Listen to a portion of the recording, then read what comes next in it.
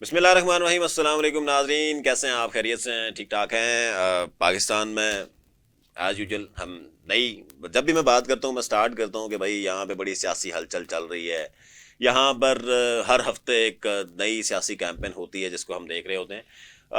تو اگین آپ نے دیکھا کہ جیسے وزیر اعظم صاحب جو ہیں وہ تبدیل ہوئے. شہباز شریف صاحب کو جو ہے وہ نیا وزیر اعظم جو ہے بنایا گیا. انہوں نے اپنی کابینہ جو ہے وہ ساری تشکیل دے دی. اور ایک میرے خیال سے میں پھر کہوں گا، میرا کسی پولیٹیکل پارٹی سے نہ میں پی ایم ایل این کا سپورٹر یا اپوزر ہوں، نہ میں پی ٹی آئی کا، نہ میں پیپلز پارٹی کا، نہ کسی کا. جانور تو نہیں لیکن نیوٹرل ہو. ٹھیک ہے. لیکن میرا ایک نان پارٹیزن اوپینین ہمیشہ ہوتا ہے اور کوشش ہوتی ہے کہ ایک balanced approach who.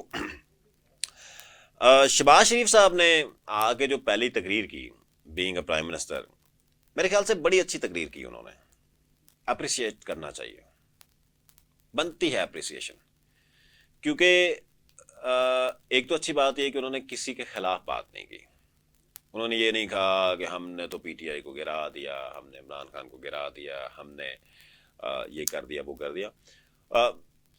To the point انہوں نے بات کی، اتحادیوں کا شکریہ ادا کیا، اور اس کے ساتھ ساتھ جو ہے وہ آگے وے فارورڈ کی بات کی، ڈیولپمنٹ کی بات کی. کچھ انہیں بعد میں یو ٹرن بھی لینے پڑے جو تنخواہوں وغیرہ کا وہ تذکرہ کر گئے تھے. وہ کئی دفعہ جذبات میں ہوتے ہیں، ان کو نہیں سمجھ آتی کہ وہ کیا بات کر رہے ہیں. بعد میں انہیں احساس ہوتا ہے کہ بھائی میں تو غلط بات کر گیا ہوں. تو مقصد کہنے کا یہ کہ بینگ اے پرائم منسٹر، دیکھیں عمران خان صاحب بہت اچھے اسپیکر ہیں، بڑی دلیری سے تقریر کرتے ہیں، کسی کو نہیں چھوڑتے. لیکن جب آپ اپوزیشن میں ہوتے ہیں، کنٹینر میں ہوتے ہیں، تو اس وقت یہ تقریریں آپ کو بڑی اچھی لگتی ہیں. آپ کو سوٹ کرتی ہیں اس طرح کی باتیں کرنے. لیکن جب آپ حکومت میں رہتے ہوئے بھی 3.5 سال اگر آپ اسی طرح کی تقریریں کریں گے جیسے آپ کنٹینر پہ کھڑے ہو کے کر رہے ہیں، تو بینگ اے پرائم منسٹر یہ آپ کو سوٹ نہیں کرتی. جب آپ پرائم منسٹر بن گئے تو پرائم منسٹر آفس کی جو اپنی ایک گریس یا رسپیکٹ یا آنر ہے، اس کے تحت آپ کو ہمیشہ اپوزیشن کو برا بھلا گندا چور ڈاکو نہیں کہنا. آپ نے بات کرنی ہے ڈیولپمنٹ کی، آپ نے بات کرنی ہے وے فارورڈ کی، آپ نے بات کرنی ہے لوگوں کو ساتھ لے کے چلنے کی.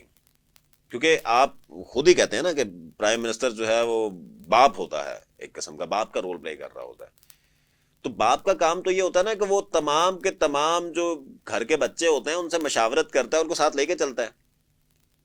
تو بھائی آپ جب کسی پوزیشن پہ پہنچ گئے ہیں تو پھر میرے خیال سے یہ اپروچ نہیں ہونی چاہیے.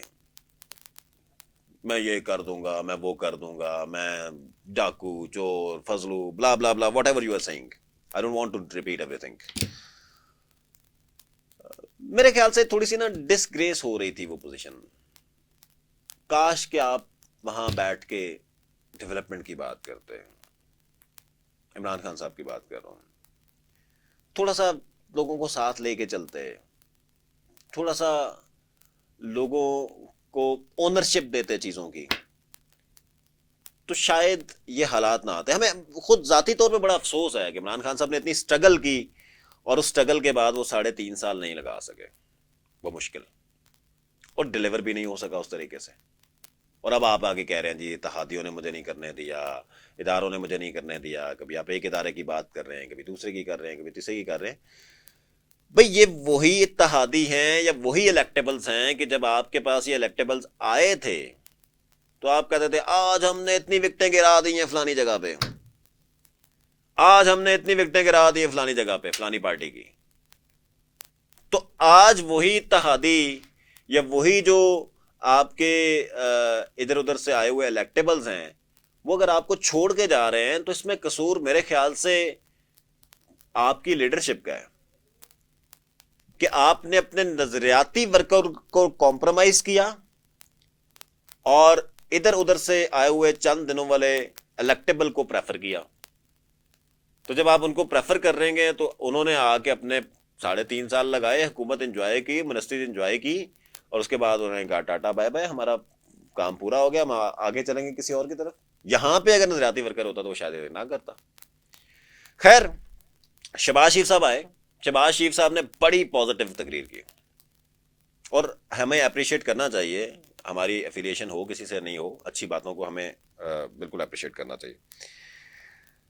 انہوں نے کہا جی کہ کام ہوگا، اب باتیں نہیں ہوں گی، اب صرف تقریریں نہیں ہوں گی، اب ایکشنز ہوں گے، اب یہ ہوگا وہ ہوگا. وہی جو ان کا پرانا سٹائل ہے، بینگ چیف منسٹر بھی وہ یہی کرتے تھے، اور اب پرائم منسٹر بھی سیم سٹائل ہے ان کا. اور میٹرو اسلام آباد کی اگر ہم بات کریں تو ود ان 5 days انہوں نے میٹرو اسلام آباد کو لانچ کر دیا.